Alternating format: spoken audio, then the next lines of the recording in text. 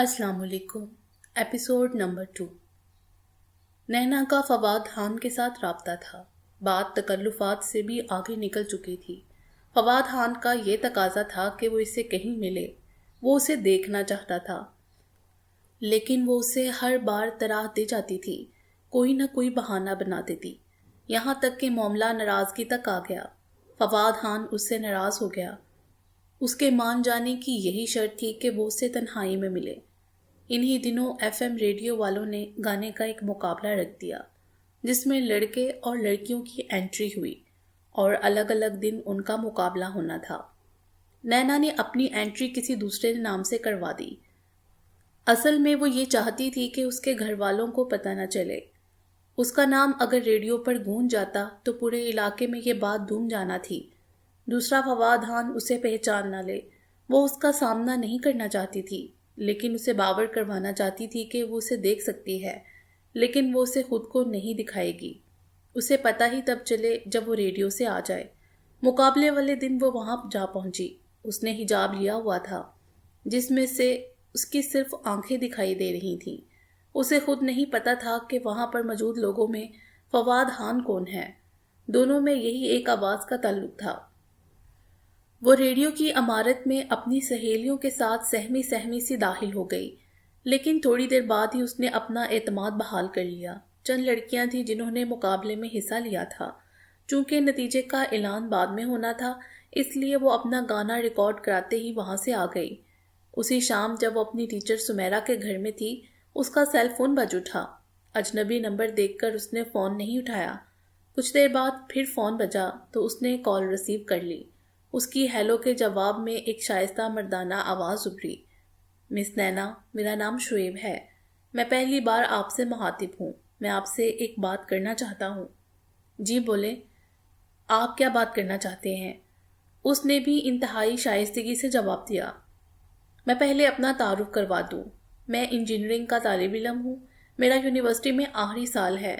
मैं फवाद खान का दोस्त हूँ। और फवाद खान का नाम सुनकर उसे कुछ अच्छा नहीं लगा, इसलिए बात काटते हुए बोली, आपने जो कहना है प्लीज़ वो कहें। जी, वही कह रहा हूँ। ये कहकर वो एक लम्हे के लिए खामोश हुआ, फिर बोला, मैं आज रेडियो ही था जब आपने अपना गाना रिकॉर्ड करवाया। मैं आपको पहचान गया था कि आप कौन हैं, इसलिए। आपने कैसे पहचाना? उसने तेज़ी से पूछा तो शुएब ने कहा, आपकी आवाज़ से। आपने मुझसे बातें भी की। मैंने आपका गाना रिकॉर्ड किया था। ओ, तो वो आप थे। ये कहते हुए नैना की आंखों के सामने एक वजीज, स्मार्ट और गहरी आंखों वाला नौजवान आ गया, जिसे देखते ही इसके दिल में एक होल सी उठी थी। वो इसे इतना अच्छा लगा था कि सीधा दिल में उतर गया था। शायद लाशौरी तौर पर वो उसकी वजह से भागकर वहां से आई थी। वो जो इतना अच्छा लग रहा था कि सीधा दिल में उतरता जा रहा था। जी, मैं वही था। यहाँ मेरा मकसद अपने बारे में कुछ कहना नहीं, मैं आपकी भलाई के लिए कुछ कहना चाहता था, अगर आप मुझ पर यकीन करें तो। उसने नापे तुले लफ्ज़ों में अपना मुद्दा कह दिया। मेरी भलाई? मैं समझी नहीं। उसने तेज़ी से कहा तो वो सुकून से बोला, देखें, मैं बात अच्छी तरह जानता हूँ कि आप फवाद खान की दोस्त हैं। मैंने कॉन्फ्रेंस कॉल में आपको न जाने कितनी बार सुना है, और मतलब वो मेरी बातें किसी दूसरे को भी सुनाता रहा है? उसने दुख और हैरत में तेजी से पूछा तो उसने बड़े सुकून से जवाब दिया, किसी दूसरे को नहीं, सिर्फ मुझे। वो मेरा बहुत अच्छा दोस्त, लेकिन काफ़ी हद तक कमीना भी है। वो ऐसा क्यों है, उसकी अपनी मंतक है। तो आप मेरी भलाई क्यों चाह रहे हैं? उसने खुद पर काबू पाते हुए पूछा। बात दरअसल ये है कि अगर आप भी आम लड़कियों की तरह होती तो शायद मैं आपकी भलाई के बारे में सोचता भी ना, लेकिन आप हिजाब में थी। वहां आकर आपने कोई छिछोड़ी हरकत नहीं की, और सबसे बड़ी बात कि आपने खुद को फवाद खान से छुपाया। इसी बात ने मुझे मुतासिर किया। उसने तफसील से कहा तो उसने पूछा, अच्छा, आप मेरी क्या भलाई चाहते हैं? जैसा कि मैंने कहा, फवाद खान मेरा बहुत अच्छा दोस्त है, लेकिन है कमीना। वो लड़कियों से सिर्फ अपने एक ही मकसद के लिए दोस्ती लगाता है, और वो है उनके जिस्म का हसूल। ये मतलब निकल गया तो वो पहचानता भी नहीं। जब तक वो अपना मकसद हासिल नहीं कर लेता, वो बहुत सारे सब्ज बाग दिखाता है, लच्छेदार बातें करता है, और वो सब कुछ جو وہ کر سکتا ہے جس سے لڑکی اس کے لیے پاگل ہو جائے۔ وہ تنہائی میں بلاتا ہے، آپ کو بھی یہ آفر کر چکا ہے لیکن آپ نہیں گئی، اس لیے وہ آپ سے ناراض بھی ہے۔ سو میرا آپ سے صرف یہی کہنا ہے کہ آپ یہ سب چھوڑ کر اپنی پڑھائی پر توجہ دیں۔ آپ ایک اچھی لڑکی ہیں، خدا نخواستہ کسی حادثے کا شکار نہ ہو جائیں۔ آپ نے بالکل درست کہا، میں آپ کا شکریہ ادا کرتی ہوں، لیکن آپ ایسا کیوں؟ اس نے پوچھنا چاہا تو شعیب نے دکھ اور اکتائے ہوئے لہجے میں اس کی بات کاٹ کر کہا، مجھے یہی امید تھی کہ آپ کوئی ایسا ہی شک بڑا فضول سا سوال کریں گی۔ میں نے آپ کو انفارم کر دیا، اب آپ جو چاہیں سو کریں، مجھے کوئی غرض نہیں، خدا حافظ۔ یہ کہہ کر اس نے فون بند کر دیا۔ نینا دیر تک اس کے فون کے اثر میں رہی۔ اس کی سمجھ میں نہیں آ رہا تھا کہ یہ خلوص ہے یا کوئی سازش ہے۔ اس دن کے بعد شعیب کا فون تو نہیں آیا، لیکن وہ اس ٹرانس سے نہ نکل سکی، کیونکہ 2 دن بعد ہی فواد خان کا فون آ گیا۔ اس نے بتایا کہ نینا کا گایا ہوا گانا پہلے نمبر پر آ گیا ہے۔ اس نے یہ نہیں پوچھا اور نہ کوئی بحث کی کہ تمہیں تو پتہ ہی نہیں تھا کہ میں وہاں گئی بھی تھی یا نہیں، میں نے تو فرضی نام سے انٹری کروائی تھی۔ تاہم فواد خان نے خود ہی بتا دیا کہ اس نے گانا سنا اور اس کی آواز پہچان گیا۔ وہی سوال اس کے ذہن میں گونجتا رہا کہ یہ خلوص تھا یا کہ سازش۔ فواد خان کے لیے اس کا دل ہمک اٹھتا تھا، اسے بات کرنے کو دل چاہتا۔ اس نے چند دن بات نہیں کی تو پرسکون سی ہو گئی تھی۔ اب اس نے پھر بات کی تو دل مچلنے لگا تھا، مگر شعیب کی باتوں سے اٹھنے والا سوال اب اس کی راہ میں حائل تھا۔ وہ اسے روک لیتا تھا۔ ایک دن اس نے بیٹھ کر فیصلہ کر لیا کہ کیا کرنا چاہیے۔ اس کی تان یہی پر ٹوٹی کہ شعیب کی بات کو آزمایا جائے۔ اگر فواد ویسا ہی ہوا جیسا اس نے بتایا ہے تو پھر وہ پوری زندگی کے لیے فواد خان کو چھوڑ دے گی، اور اگر ایسا نہ ہوا تو فواد خان پر اس کا اعتماد بڑھ جائے گا۔ اب فواد خان کو آزمایا کیسے جائے، وہ اس پر سوچتی رہی۔ اچانک ایک دن اس کے دماغ میں آ ہی گیا کہ اسے کیا کرنا ہے۔ ان دنوں بازار سے نئی سم خرید لینا کوئی اتنا مشکل نہیں تھا، انہیں ایکٹیو کرنے میں بھی اتنا مسئلہ نہیں تھا۔ اس نے ایک نئی سم لے لی اور آواز بدل کر فواد خان کو فون کر دیا۔ بنائی ہوئی آواز کچھ زیادہ ہی پرکشش ہو گئی تھی۔ وہی ہوا، دونوں طرف سے بات آواز کی تعریف سے شروع ہوئی اور تقریباً 10 دنوں میں ملاقات تک آن پہنچی۔ اتنا تو وہ پہلے ہی نینا سے کہتا رہتا تھا، آزمائش تو اب تھی۔ سو اس نے کھل کر پوچھ لیا، آپ مجھے تنہائی میں بلا رہی ہیں، ممکن ہے آپ میری تنہائی کا فائدہ اٹھائیں؟ میں پکا تو نہیں کہہ سکتا، اگر آپ چاہیں تو، اس نے شاطرانہ انداز میں کہہ دیا۔ یہیں سے ان کے تعلق نے نیا موڑ لے لیا۔ اس نے کہہ دیا کہ وہ آ رہی ہے، لیکن کہاں پر؟ سارا پروگرام طے پا گیا، لیکن یہ طے نہیں ہوا۔ 2 دن بعد وقت کا تعین ہو گیا۔ وہ پورے وقت پر وہاں جا پہنچی جہاں سے فواد نے اسے پک کرنا تھا۔ اگرچہ وہ دل ہی دل میں ڈر رہی تھی، لیکن اسے خود پر اعتماد تھا۔ دیے گئے وقت پر وہ بائک پر آ گیا۔ وہ ایک نئی طرح کے برقعے میں تھی۔ اس نے نینا کو بائک پر بٹھایا اور چل دیا۔ وہ اسے ایک گھر میں لے گیا جہاں سوائے ایک ملازم کے دوسرا کوئی نہیں تھا۔ وہ جا کر بیٹھی تو فواد خان نے اس سے دست درازی شروع کر دی۔ وہ چاہتی بھی یہی تھی کہ وہ اس پر کھل جائے۔ زیادہ وقت نہیں گزرا تھا کہ فواد خان نے اس پر اپنی خواہش کے بارے میں کہہ دیا۔ تب اس نے اپنی اصل آواز چھپاتے ہوئے کہا، پتہ ہے میں کون ہوں؟ کیا وعدے کیے ہیں تم نے مجھ سے؟ اس پر فواد خان چونک گیا۔ کافی دیر تک وہ بول نہ سکا، پھر اس نے بھی ڈیڑھ بن کر کہا، دیکھو تم کوئی ستی ساوتری تو ہو نہیں جو لڑکی ایک انجان لڑکے سے بات کرتی ہے تو وہ کس لیے؟ اس کا بھی تو یہی مقصد ہوتا ہے نا۔ میں نے بھی تم پر اسی لیے محنت کی۔ تم قابو نہیں آئی تو کوئی بات نہیں، تیری جیسی کئی اور ہیں جو لائن میں لگی ہوئی ہیں۔ یہ جو تم لوگ لڑکیوں کو محبت کے جھوٹے جال میں پھنساتے ہو، کیا یہ؟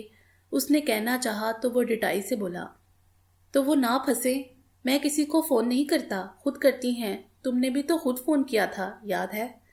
یہ تنہائی۔ اس نے غصے میں گالی دینا چاہی تو فواد نے اسے انگلی دکھاتے ہوئے کہا، اے سن، جو میں چاہتا ہوں اس پر راضی ہو تو رکو، ورنہ میرا وقت خراب نہ کرو، نکلو یہاں سے فوراً۔ وہ تو میں جا ہی رہی ہوں، لیکن تم بہت پچھتاؤ گے، میں تمہیں چھوڑوں گی نہیں، اس نے اٹھتے ہوئے کہا تو فواد خان ہنستے ہوئے بولا، ایسا بہت کہتی ہیں، جاؤ نکلو یہاں سے، کسی دوسری کو آنے دو، سارا موڈ خراب کر دیا، اس نے کہا اور بیزاری سے صوفے پر جا بیٹھا۔ پھر اپنا فون نکال کر کسی لڑکی سے بات کرنے لگا، جیسے وہ اسے جتانا چاہتا ہو کہ اسے کوئی پرواہ نہیں ہے۔ نینا کو غصہ تو بہت آ رہا تھا، لیکن وہ پی گئی۔ اسے شعیب کی بات سچ ماننا ہی پڑی، سو وہ خاموشی سے نکلی اور واپس کالج آ گئی۔ یہ اس کی زندگی کا ناقابل فراموش واقعہ تھا، جسے وہ چاہتی بھی تو بھلا نہیں سکتی تھی۔ اس سارے واقعے میں نینا کو فائدہ یہ حاصل تھا کہ اس کی اصل شناخت کے بارے میں فواد خان کو بھی معلوم نہیں ہوا۔ وہ جس فرضی نام سے اس کے ساتھ ملی تھی، فواد کو وہی معلوم تھا۔ وہ کبھی بھی نینا سے یہ نہیں کہہ سکتا تھا کہ وہ اس سے ملی ہے اور اس کے ساتھ کس حد تک جا چکا ہے۔ اس کے گمان میں بھی نہیں تھا کہ نینا اسے مل چکی ہے۔ یہ سوچ اسے ایک نئی راہ دکھانے لگی تھی۔ اس نے فواد خان کو سبق سکھانے کا سوچا، لیکن پھر رک گئی۔ لیکن اس کے اندر بیٹھی ہوئی ضدی لڑکی مسلسل اسے اکسا رہی تھی کہ فواد خان کے ساتھ ایک بار ایسا ہونا چاہیے کہ پتہ چل جائے کہ لڑکیاں یوں فالتو چیز نہیں ہوتی کہ انہیں استعمال کیا اور پھینک دیا۔ اگر وہ انتقام لینے پر آئیں تو بہت کچھ کر سکتی ہیں۔ اسے سمجھ نہیں آ رہی تھی کہ کرے کیا۔ ایک دن اچانک اس کے ذہن میں خیال آ گیا۔ اس نے وہ سم ایک جانب ڈال دی ہوئی تھی جس سے وہ فواد خان سے باتیں کرتی تھی۔ اس نے چند دن بعد اسے کال کی اور انتہائی جذباتی ہو جانے کی اداکاری کرتے ہوئے کہا، میں خودکشی کر رہی ہوں۔ شوق سے کرو، لیکن مجھے کیوں فون کیا؟ کیا خودکشی کرنے کا آسان طریقہ پوچھنا ہے؟ اس نے ہلکا سا کہکا لگا کر انتہائی طنزیہ انداز میں کہا، نہیں، میں نے اس لیے کیا کہ میں نے ایک طویل خط لکھ دیا ہے جس میں لکھا ہے کہ میں نے خودکشی کیوں کی۔ میری خودکشی کی وجہ تم ہو۔ اس نے روحانسا ہوتے ہوئے کہا۔ میں کیوں؟ اس نے تیزی سے پوچھا۔ تم نے میری محبت کا مذاق اڑایا۔ میں نے اپنی ملاقات کا وہ سارا واقعہ لکھ دیا ہے۔ میں نے یہ بھی لکھ دیا ہے کہ ہماری باتیں ہوئی تھیں فون پر اور تم لڑکیوں کو کس طرح پھانستے ہو، سب لکھ دیا۔ میں آج رات خودکشی کر لوں گی۔ صبح وہ خط منظر عام پر آ جائے گا۔ ہمیشہ کے لیے خدا حافظ۔ اس نے کہا اور فون سے سم نکال کر محفوظ کر دی۔ ایک طرح سے اس نے اس فرضی نام کو مار دیا تھا۔ وہی سم واپس لگائی جو وہ معمول کے مطابق چلا رہی تھی۔ زیادہ وقت نہیں گزرا تھا کہ اس کے فون پر شعیب کی کال آ گئی۔ اس نے انتہائی معصوم بن کر بات کی۔ شعیب نے تھوڑی ادھر ادھر کی باتوں کے بعد جھجکتے ہوئے نرم لہجے میں کہا، مجھے تم سے ایک بہت ضروری کام ہے، اگر تم کر سکو میں تمہارا بہت احسان مند ہوں گا۔ بولو، میں اگر کر سکی تو، اس نے کہا۔ بات دراصل یہ، تم جانتی ہو فواد خان ایک کمینہ قسم کا بندہ ہے۔ ایک لڑکی جو تمہارے کالج میں پڑھتی ہے، اس کا نام، یہ کہتے ہوئے اس نے وہ ساری رودات سنا دی جس کے بارے میں وہ خود واقف تھی۔ تفصیل سنانے کے بعد بولا، تم چاہو تو دونوں کو بچا سکتی ہو، پلیز انہیں بچا لو، یہ تمہارا مجھ پر۔ وہ تو ٹھیک ہے، لیکن فواد خان ایک غلط آدمی ہے، تم اس کی مدد کیوں کر رہے ہو؟ اسے سزا تو ملنی چاہیے، اس نے غلط کام کیا ہے۔ اس نے دلیل دیتے ہوئے کہا تو شعیب نے اسے سمجھاتے ہوئے کہا، چاہے وہ کمینہ ہے لیکن ہے تو دوست، ایک بار تو اسے بچانا ہے نا، پھر دیکھتے ہیں۔ اوکے، میں کوشش کرتی ہوں، میں جانتی ہوں وہ کون ہے، اس نے ایک دم سے شعیب کا مان رکھتے ہوئے کہا۔ کل تک کا وقت نہیں ہے، تم جیسے ہو آج ہی نکلو، اسے کسی طرح مناؤ پلیز، اس نے منت بڑے لہجے میں کہا۔ ٹھیک ہے، میں ابھی جاتی ہوں، اسے بات کرتی ہوں، اسے منانے کی پوری کوشش کروں گی، یہ کہہ کر اس نے فون بند کر دیا۔ 2 گھنٹے گزر گئے۔ اس نے ایک خط نما تحریر لکھ لی، تبھی اس نے شعیب کو فون کیا۔ وہ اسی کے انتظار میں تھا۔ اس نے کہا، یہ میرے سامنے بیٹھی ہے، میں اسی کے گھر میں ہوں اور اسے منایا ہے۔ منایا کیا؟ اسے سمجھایا ہے، وہ کافی حد تک مان گئی ہے، اس کا خط میرے پاس ہے، لو اس سے بات کرو، تم بھی اسے سمجھاؤ۔ یہ کہہ کر اس نے چند لمحے خاموشی اختیار کی، پھر اسی فرضی آواز میں روتے ہوئے بولی، جی بولیں۔ دیکھیں، اس نے جو بھی کیا غلط کیا، میں مانتا ہوں، لیکن اس کا مطلب یہ نہیں تم خود بھی بدنام ہو، اپنے والدین کو بھی رسوا کرو، اور اس نے تو بھی پھنس ہی جانا ہے۔ زندگی اس طرح نہیں گواتے۔ آپ جو بھی کہیں وہ سب ٹھیک ہے، لیکن اسے سزا تو ملنی چاہیے نا، اس نے روتی ہوئی آواز میں کہا تو وہ فوراً بولا، بالکل ملنی چاہیے، لیکن اتنی بھیانک صورت میں نہیں، ہم کچھ دوسرا سوچ سکتے ہیں۔ تو پھر اس کی آواز ریڈیو پر نہیں گونجنی چاہیے، میں اس کی آواز نہ سنوں، وہ کسی دوسری لڑکی کو اپنے جال میں نہ پھنسائے۔ ٹھیک ہے، اب وہ کبھی ریڈیو پر نہیں بولے گا۔ شعیب نے ایک دم سے اس کی بات مان لی۔ یہ مت سمجھنا کہ آپ نے کہہ دیا اور میں نے مان لی۔ جس دن میں نے اس کی آواز سنی اسے وہیں جا کر گولی مار دوں گی۔ جو اپنی زندگی ختم کر سکتی ہے وہ اسے بھی مار سکتی ہے۔ وہ کسی لڑکی کو خراب کرنے کے لیے زندہ نہیں رہے گا۔ یہ میری وارننگ ہے۔ اب اس کی آواز کم از کم آپ کو کبھی سنائی نہیں دے گی، نہ ریڈیو پر اور نہ سیل فون پر۔ یہ میرا وعدہ ہے آپ سے۔ اس نے کہا تو وہ بولی، ٹھیک ہے، میں یہ خط نینا کو دے رہی ہوں، وہ اسے جلا دے گی، خدا حافظ۔ یہ کہہ کر وہ چند ثانیے رکی اور پھر اپنی اصل آواز میں بولی، میں نے خط لے لیا ہے شعیب، اس نے مجھ سے وعدہ کیا ہے وہ ایسا ویسا کچھ نہیں کرے گی۔ میں اب گھر جا رہی ہوں، چاہو تو راستے میں مجھ سے خط لے سکتے ہو۔ اس نے یہ مجھے دے دیا ہے۔ نہیں، تم اسے ضائع کر دو، ابھی تم گھر پہنچو پھر بات کرتے ہیں، اس نے تیزی سے کہا اور فون بند کر دیا۔ وہ بہت دیر تک ہنستی رہی۔ وہ خود پر حیران ہوتی رہی تھی کہ شعیب بھی اس کی آواز نہیں پہچان پایا تھا۔ وہ بہت مسرور ہوئی کہ اس نے بہت اچھا کام کر دیا جو اس کی صلاحیت کی وجہ سے ممکن ہو گیا۔ اس دن اسے پتہ چلا یہ صلاحیت اس میں ہے۔ اس دن کے بعد فواد خان کی آواز ریڈیو پر سنائی نہ دی۔ دن گزرتے گئے، لڑکیوں میں وہ نام ایک قصہ پارینیہ بن گیا۔ اب وہی لوگ زیر بحث آنے لگے جو سنائی دیتے تھے۔ وہ اپنے کام میں لگ گئی۔ کالج سے آنے کے بعد وہ میڈم سمیرا کے گھر چلی جاتی، جہاں پڑھنے والی لڑکیاں آئی ہوئی ہوتی۔ وہ انہیں پڑھاتی، شام ہونے سے قبل وہ سٹاپ پر آ جاتی اور وہیں سے اپنے گھر چلی جاتی۔ دن اسی طرح گزرتے چلے جا رہے تھے، یہاں تک کہ بی اے کے فائنل امتحان کا وقت آ گیا۔ امتحان اس نے میڈم سمیرا کے گھر رہ کر دیے۔ ان دنوں اس کی میڈم کی بیٹی سائرہ سے بہت زیادہ دوستی ہو گئی۔ ایک ہی چھت تلے رہنا اور ہر وقت کا ساتھ ہونے کی وجہ تو تھی ہی، دوسرا سائرہ کی کوئی بہن نہیں تھی، اس لیے نینا میں اس کا پیار کچھ زیادہ ہی بڑھ گیا تھا۔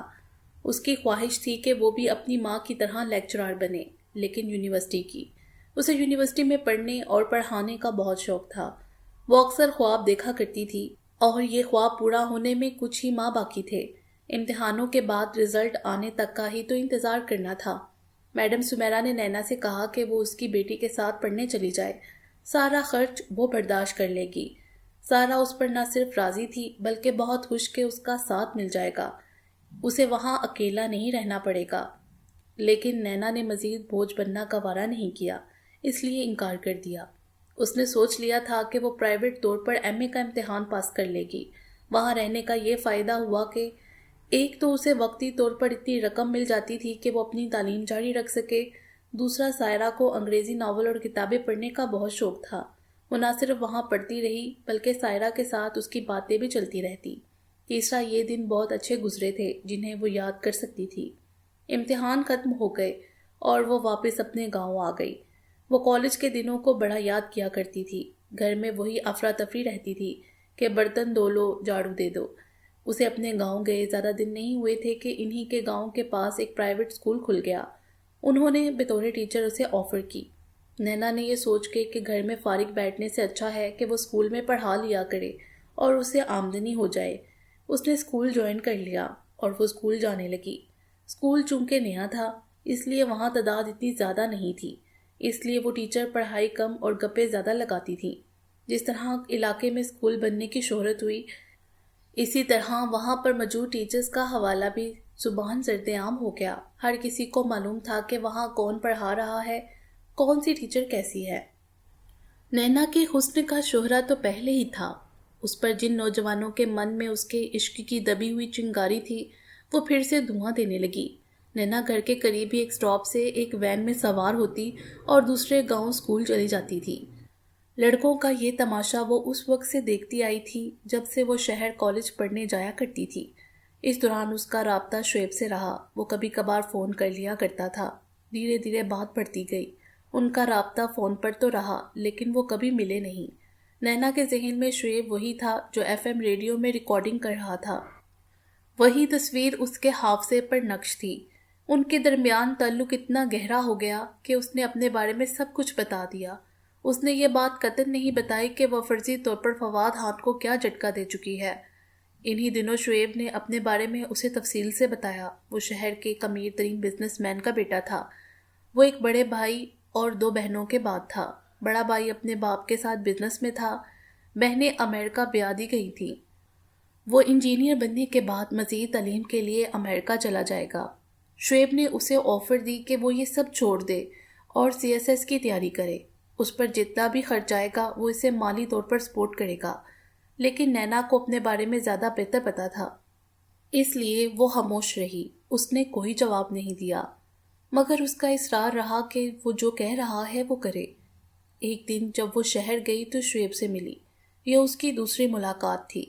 وہ حجاب میں رہی۔ شعیب نے تب بھی اسے نہیں دیکھا تھا، لیکن اس کی بہت ساری چیزیں، کپڑے اور کتابیں لے کر آیا تھا۔ یہ ساری وہ کتابیں تھیں جو CSS میں اسے مدد دے سکتی تھی۔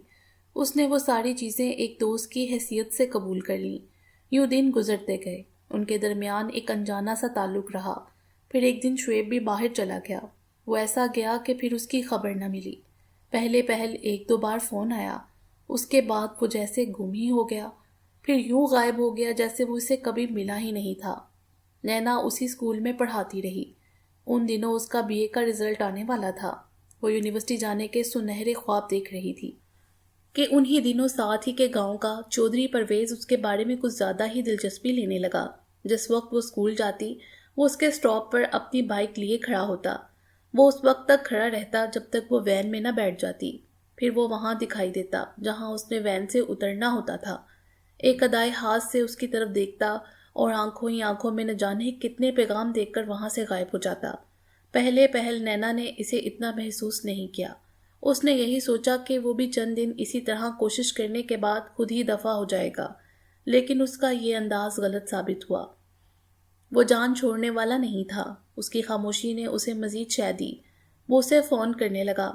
نینا نے اسے بڑے پیار سے فون پر سمجھایا کہ وہ باز آ جائے۔ اس کا کچھ نہیں جانا۔ کسی بھی لڑکی کی عزت ایک پانی کے بلبلے کی مانند ہوتی ہے، ذرا سی ٹھیس لگتی ہے تو پھر لڑکی کہیں کی نہیں رہتی۔ مگر وہ باز نہیں آیا۔ وہ اس کے لیے دن بدن مسئلہ بنتا چلا جا رہا تھا۔ پھر ایک دن اس نے سوچ لیا کہ وہ اس کے بارے میں سوچنا ہی چھوڑ دے۔ کب تک وہ راہوں میں کھڑا رہے گا؟ دراصل چودھری پرویز کوئی اتنا بڑا جاگیردار نہیں تھا اور نہ ہی بڑا زمیندار تھا۔ یہ بھی نہیں تھا کہ ان کا شمار چھوٹے زمینداروں میں ہوتا تھا۔ ایسے کئی خاندان تھے، لیکن لوگ ان سے اس لیے خوفزدہ رہتے تھے کہ وہ بدگماش اور بدماش تھے۔ جرائم پیشہ ہونے کی وجہ سے لوگ ان سے کنی کتراتے تھے۔ ان کا تعلق ایسے لوگوں سے تھا، یہ ایک کھلا راز تھا۔ اسی بلبوتے پر وہ سیاست کے میدان میں بھی تھے۔ یہ صرف اسی وجہ سے تھا کہ ان کے جرم چھپ جائیں اور جو کچھ کرتے پھریں انہیں کوئی نہ پوچھے۔ زیادہ دن نہیں گزرے تھے کہ وہی ہو گیا جس سے وہ خوفزدہ تھی۔ وہ چند لڑکیوں اور دوسرے لوگوں کے ساتھ اسٹاپ پر کھڑی تھی۔ وین آنے ہی والی تھی۔ وہ سڑک کی دوسری جانب کھڑا تھا۔ اچانک وہ بائک پر بیٹھا اور اس کے پاس آ کر رکی اور بڑے دھڑلے سے بولا، آؤ بیٹھو، تمہیں اسکول چھوڑ دوں۔ اس نے کوئی جواب نہیں دیا۔ تقریباً سبھی لوگوں نے اس کی نہ صرف یہ حرکت دیکھی بلکہ اس کی یہ آفر بھی سنی۔ وہ خاموش رہی تو اس نے دوبارہ کہا۔ تب نینا نے اسے سمجھاتے ہوئے کہا، جاؤ، چلے جاؤ اور دوبارہ میری راہ میں نہ آنا ورنہ بہت پچھتاؤ گے۔ یہ سن کر وہ ہلکا سا مسکرایا اور پھر خوشگوار لہجے میں بولا، اوئے خیر، حضور بولے تو میرے ساتھ بیٹھو، راستے میں سمجھاتا ہوں۔ چلے جاؤ یہاں سے، میرے منہ مت لگو، ہر بندے کی عزت اپنے ہاتھ میں ہوتی ہے، اس نے غصے میں کہا، لیکن اس کی آواز دبی ہوئی تھی۔ شکر کر، تو مجھے پسند آ گئی ہے، تیری تو قسمت کھل جائے گی۔ ایک بار اپنا ہاتھ میرے ہاتھ میں دیکھ کر تو دیکھ، رانی بنا کر رکھوں گا۔ اس نے ہلکا سا کہکا لگاتے ہوئے کہا تو نینا کا غصہ قابو سے باہر ہونے لگا، اس لیے دانت پیستے ہوئے بولی، چلا جا کتے، ورنہ سڑ پھاڑ دوں گی۔ اے، زبان سنبھال کے بات کر ورنہ ادھر ہی چیر کر رکھ دوں گا، اپنی اوقات دیکھ پہلے۔ اس نے غصے میں بنا کر کہا تو وہ خود پر قابو نہ رکھ سکی۔ وہ آگے بڑھی اور اس نے پوری قوت سے اپنا دائنا ہاتھ اٹھایا اور چودھری پرویز کی گال پر دے مارا۔ چٹاخ کی آواز نے وہاں پر موجود ہر شخص کو ان کی جانب متوجہ کر دیا۔ اس کے گمان میں بھی نہیں تھا کہ وہ ایسا کر گزرے گی۔ اس نے انتہائی حیرت سے نینا کو دیکھا۔ تب تک وہاں ایک شور مچ گیا۔ وہ غصے میں آگے بڑھ کر اس کا گریبان پکڑنا چاہتی تھی کہ چودھری پرویز کو جیسے ہوش آ گیا۔ وہ وقت سنبھال گیا، اس لیے مزید کچھ کہے بنا اس نے اپنی بائک کو گیئر لگایا اور وہاں سے رفو چکر ہو گیا۔ کئی سارے لوگ تو ویسے ہی ادھر ادھر ہو گئے۔ وہ اس پھڈے میں پڑنا ہی نہیں چاہتے تھے، کہیں یہ نہ ہو کہ انہیں گواہی دینا پڑ جائے۔ کئی تماشا دیکھنے کو وہیں کھڑے رہے۔ اس نے کسی کی طرف توجہ نہ دی اور اپنے اسکول چلی گئی۔ شام ہونے کو آ گئی۔ چودھری پرویز کی طرف سے کوئی رد عمل سامنے نہیں آیا۔ یہ خاموشی بہت خوفناک تھی۔ چودھری پرویز کے حامیوں کو دکھ ہوا یا نہیں یہ الگ بات تھی، مگر ان کے دشمنوں کو یہ بات مل گئی اور انہوں نے پورے علاقے میں یہ بات پھیلا دی۔ سیل فون ایک ایسی ایجاد تھی جس نے یہ خبر دور دور تک پہنچا دی۔ اس کے بھائی بھی یہ بات سن چکے تھے۔ انہوں نے گھر میں کوئی تبصرہ نہیں کیا اور خاموش رہے۔ گھر کی فضا یوں ہو گئی جیسے اس میں خوف کھل گیا ہو۔ وہ ساری رات نہ سو سکی۔ ہر وقت درلا لگا رہا کہ اب کچھ ہوا، کہ اب کچھ ہوا۔ صبح وہ اسکول جانے کے لیے تیار ہو گئی۔ اس کی ماں نے دبے لفظوں میں کہ ابھی مت جاؤ، کہیں کوئی ایسی ویسی بات نہ ہو جائے۔ اس نے یہی جواب دیا کہ ماں اگر آج ڈر گئی تو پوری زندگی ڈرتی رہوں گی۔ اس نے ماں کی بات نہ مانی اور گھر سے چل پڑی۔ وہ اسٹاپ پر آ کر رکی اور وین کا انتظار کرنے لگی۔ کچھ دیر بعد وین آ گئی۔ وہ روزانہ کی طرح اپنے دھیان وین میں سوار ہو گئی۔ ابھی وہ بیٹھنے ہی نہ پائی تھی کہ وین چل پڑی، مگر وہ دیکھ اور سمجھ چکی تھی کہ دھوکہ ہو گیا۔ اس وین میں چودھری پرویز کے ساتھ چند گنڈے بیٹھے ہوئے تھے۔ ان کے علاوہ کوئی ایسا مسافر نہیں تھا جو روزانہ آنے جانے والا ہو۔ وہ بیٹھی نہیں بلکہ پلٹ کر دروازے کی جانب لپکی۔ اس نے دروازہ کھولنا چاہا تو وہاں بیٹھے لوگوں میں افراتفری مچ گئی۔ پکڑو پکڑو کی آوازیں آنے لگیں۔ تبھی اس نے ڈرائیور سے کہا، وین روک دو ورنہ میں چلتی وین سے چھلانگ مار دوں گی۔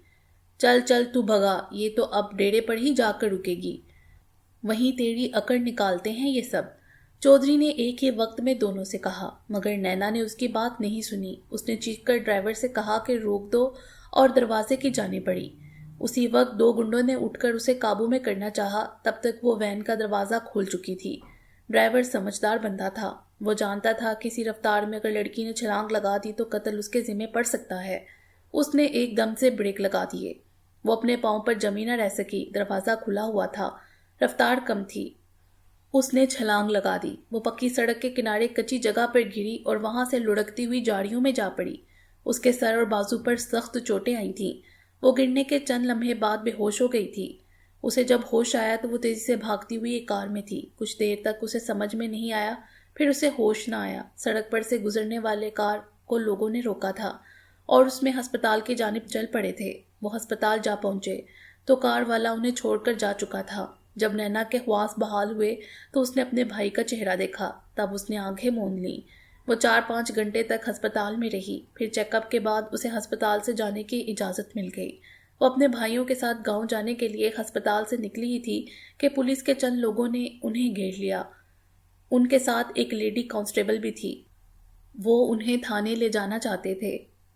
ہمارا قصور کیا ہے بھائی؟ اس کے ایک بھائی نے پوچھا تو پولیس والے نے کہا، یہ تو تھانے جانے کے بعد ہی پتہ چلے گا، آرام سے چلو تو ٹھیک ورنہ۔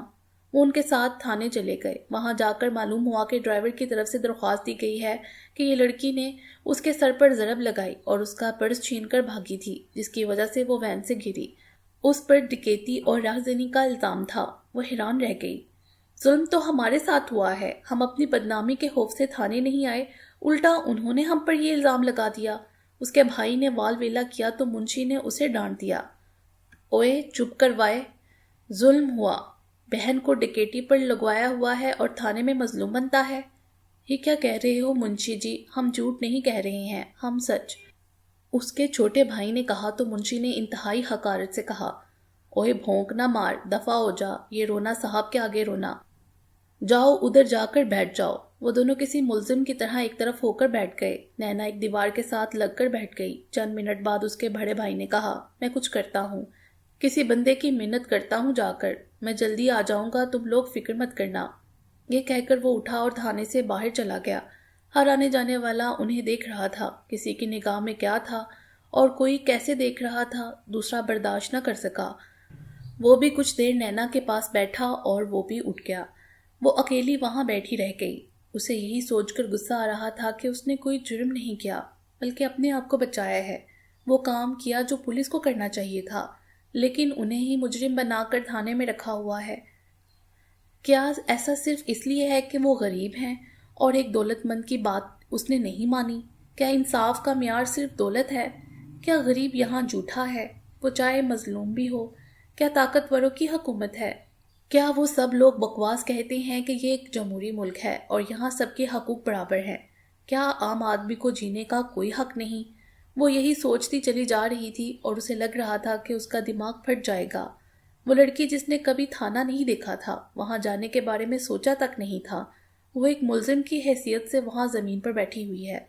صبح سے سپہر کا وقت ہو گیا تھا، اس کا بھائی نہیں لوٹا تھا۔ وہ نہ جانے کن خیالوں میں گم تھی کہ ایک لیڈی کانسٹیبل اس کے پاس آ گئی۔ اس کے ہاتھ میں پانی کا گلاس تھا۔ لو، یہ پی لو۔ اس نے سر اٹھایا اور اس کی طرف دیکھا۔ اس کے حلق میں کانٹے چبھنے لگے تھے۔ وہ چند لمحے ہونکوں کی طرح دیکھتی رہی، پھر گلاس لیا اور ایک ہی سانس میں پانی پی گئی۔ کوئی نہیں آیا تیرے پیچھے؟ کون آئے گا؟ 2 بھائی تھے، وہ بھی بیچارے باہر چلے گئے ہیں، اس نے دکھ سے کہا۔ میں یہ نہیں پوچھتی کہ تم نے کوئی جرم کیا ہے یا نہیں، لیکن ایک بات پر مجھے حیرت ہو رہی ہے، وہ پوچھنا چاہتی ہوں، لیڈی کانسٹیبل نے پوچھا۔ پوچھو، اس نے فرش پر نگاہیں گاڑے کہا تو لیڈی کانسٹیبل نے پوچھا، تیرے جیسی لڑکیاں یہاں آئیں، چاہے جھوٹ چاہے سچ میں، روتی ضرور ہے، مگر تمہاری آنکھوں سے ایک بھی آنسو نہیں نکلا، یہ کیا بات ہوئی بھلا؟ تم کیوں پوچھ رہی ہو؟ اس نے ایک دم لیڈی کانسٹیبل کے چہرے پر دیکھتے ہوئے پوچھا۔ پتہ نہیں کیوں روئی، میں نہیں جانتی، وہ بولی، لیکن میں سمجھتی ہوں، مجھے 20 برس سے زیادہ کا عرصہ ہو گیا ہے اس محکمے میں، تو مجھے کچھ الگ سی لگی ہے۔ میں نے تم سا کوئی دوسرا دیکھا نہیں کہ اس پر وار ہو اور وہ نہ روئے، ایسا بس وہی کرتا ہے جو درندہ ہو۔ میں سمجھی نہیں، نینا نے تیزی سے سر اٹھا کر کہا تو لیڈی کانسٹیبل بولی، کبھی کسی درندے کو روتے ہوئے دیکھا ہے؟ نہیں نا، کیونکہ درندے کی درندگی اسی وقت تک رہتی ہے جب تک اس کا آنسو نہیں بہتا۔ جب مجھے رونے کی جگہ غصہ آ رہا ہے تو میں کیا کروں؟ اس نے اکتائے ہوئے لہجے میں کہا۔ میں سمجھتی ہوں، اور میرا اندازہ بالکل ٹھیک نکلا۔ اور سنو، میری بیٹی کی عمر بھی تمہاری جتنی ہے، مجھے تم میں اپنی بیٹی دکھائی دے رہی ہے۔ ایک بات یاد رکھنا، تلوار اور بندوق دونوں ہی ہتھیار ہیں، لیکن تلوار بندوق کا مقابلہ نہیں کر سکتی، یاد رکھنا۔ میں کرتی ہوں تیرے لیے کچھ، یہ کہہ کر وہ اٹھی اور باہر کی جانب چل دی۔ تقریباً 2 گھنٹے ابھی پورے نہیں ہوئے ہوں گے، ایک درمیانے قد کا اڈیر عمر شخص تھانے میں آیا تو ایک دم سے ہلچل مچ گئی۔ تھانے کا وہ منشی جو کسی کی بات نہیں سن رہا تھا اور فرعون بنا بیٹھا تھا، یوں لپک کر اٹھا جیسے کوئی اسرائیل آ گیا ہو۔ جیسے ہی وہ تپاک سے ملا تو اسی اڈیر عمر بندے نے سکون سے پوچھا، کہاں ہے تمہارا صاحب؟ شاہ جی، وہ تو گشت پر ہے، آتے ہی ہوں گے۔ آپ بیٹھیں، مجھے بتائیں کیا خدمت ہے؟ منشی نے اپنے لہجے میں مٹھاس بڑھتے ہوئے پوچھا۔ وہ ایس ایچ او ابھی آئے گا یا نہیں؟ شاہ جی نے اس کی سنی انسنی کرتے ہوئے کہا۔ اس دوران اس کی نگاہ نینا پر پڑی، وہ اسے چند لمحے تک دیکھتا رہا، پھر نگاہیں منشی پر ٹکا دیں۔ جی، وہ آج شاید ہی، وہ منمناتے ہوئے کہنے لگا تو شاہ جی نے کہا، اس لڑکی پر ظلم کرنے کے لیے تم لوگوں نے کتنے پیسے لیے ہیں؟ اس اچانک سوال پر منشی ایک دم سے گھبرا گیا، پھر تیزی سے بولا، آپ بیٹھے، میں آپ کو بتاتا ہوں۔ مجھے بیٹھنا نہیں ہے، میری بات کا جواب دو۔ وہ جی صاحب کو، بکواس بند کرو، اور اس بے غیرت کو بتا دینا کہ لڑائی مردوں سے لڑتے ہیں، عورتوں سے نہیں۔ اس لڑکی کو جانے دو اور اس کی طرف کوئی نگاہ بھی نہ کرے، میں دیکھتا ہوں اسے۔ شاہ جی نے غصے میں کہا تو منشی نے ایک لمحہ سوچے بغیر نینا کو جانے کا اشارہ کیا۔ نینا اٹھ کر تھانے کے باہر چلی گئی۔ اسے یہ ہوش ہی نہیں تھا کہ وہ شاہ جی کا شکریہ ادا کر سکے۔ اس کے دماغ میں تو یہی چلنے لگا تھا کہ انصاف نہیں، بندوق کے سامنے تلوار نہیں ٹھہر سکی۔ تھانے کے باہر دیوار کے ساتھ اس کا بھائی بیٹھا ہوا تھا۔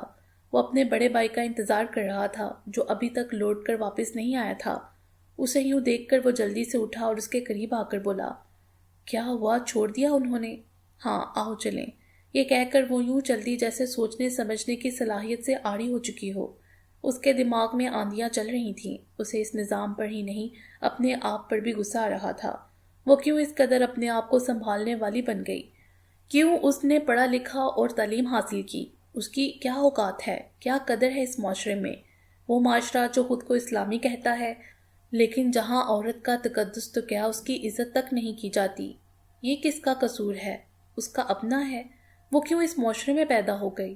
اگر عورت کی عزت نہیں کرنی تو اسے بچپن میں ہی زندہ درگور کر دینا چاہیے تھا۔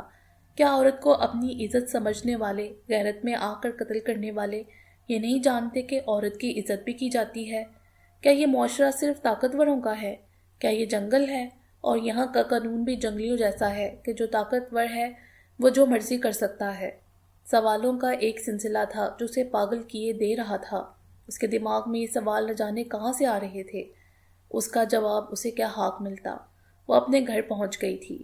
وہ جانتی تھی کہ اس کی بھابھی کیا کہے گی، اس کا رویہ کیسا ہوگا۔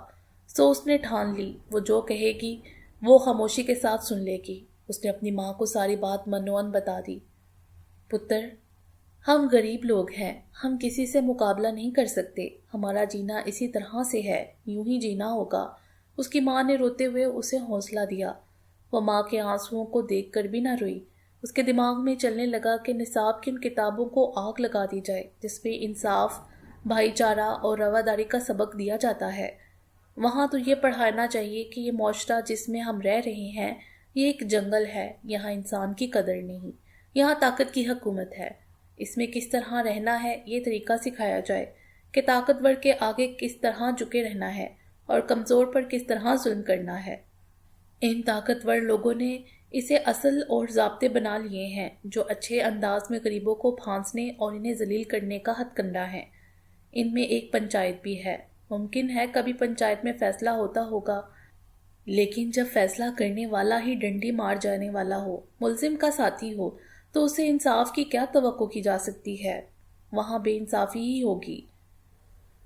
چودھری پرویز یہیں تک محدود رہتا تو شاید بات آگے نہ بڑھتی۔ نینا نے تو اسکول جانا بھی چھوڑ دیا تھا، مگر وہ اسے فون پر دھمکیاں دینے لگا۔ اس نے علاقے میں ہی ایک معتبر بندے کے پاس اس ڈرائیور کو بھیجا تاکہ پنچایت بلا کر اس لڑکی نینا سے اپنی رقم لے سکے۔ علاقے کے اس معتبر بندے کی طرف سے پیغام آنے لگے کہ فلاں دن پنچایت ہے، اس لیے پنچایت میں حاضر ہو کر اپنی صفائی بیان کرے، ورنہ باقاعدہ FIR درج کرا دی جائے گی۔ اس کا بھائی پیغام لے کر آنے والے بندے کی منت سماجت کرنے لگا کہ وہ علاقے کے اس معتبر بندے کو ہمارے بارے میں بتائے، ہم پر جھوٹا الزام ہے۔ وہ کسی نہ کسی طرح اس پنچایت سے بچنا چاہتے تھے۔ ایک بات تو وہ سن کر چلا گیا، لیکن اگلے دن وہ پھر پیغام لے کر آ گیا کہ اگر پنچایت میں نہیں آنا تو اس کی رقم چپ چاپ واپس کر دی جائے۔ یہ معاملہ حل نہیں ہو رہا تھا۔ نینا کو اس پر بے تحاشا غصہ بھی آ رہا تھا، مگر وہ مجبور تھی، کچھ بھی نہیں کر سکتی تھی۔ تبھی اس نے اسی لیڈی کانسٹیبل سے مدد لینے کا سوچا۔ اس نے فون کر کے اسے ساری رودات بتا دی تو اس نے چند مشورے دیے۔ تیسرے دن پھر وہی بندہ پیغام لے کر آ گیا کہ کل شام کو پنچایت ہے، اگر نہ آئے تو اٹھا کر لے جائیں گے۔ اس پر نینا نے آ کر غصے میں کہا، اوئے، چپ کر کے یہاں سے چلا جا اور جا کر اپنے اس پنچایتی سے کہہ، اگر دوبارہ اس دروازے پر آیا تو پھر وہی ذمہ دار ہوگا، جا دفع ہو جا، دوبارہ مت آنا۔ اس دن وہ بندہ ان کے گھر سے چلا گیا، مگر اس کے بعد کوئی ان کے دروازے پر نہیں آیا۔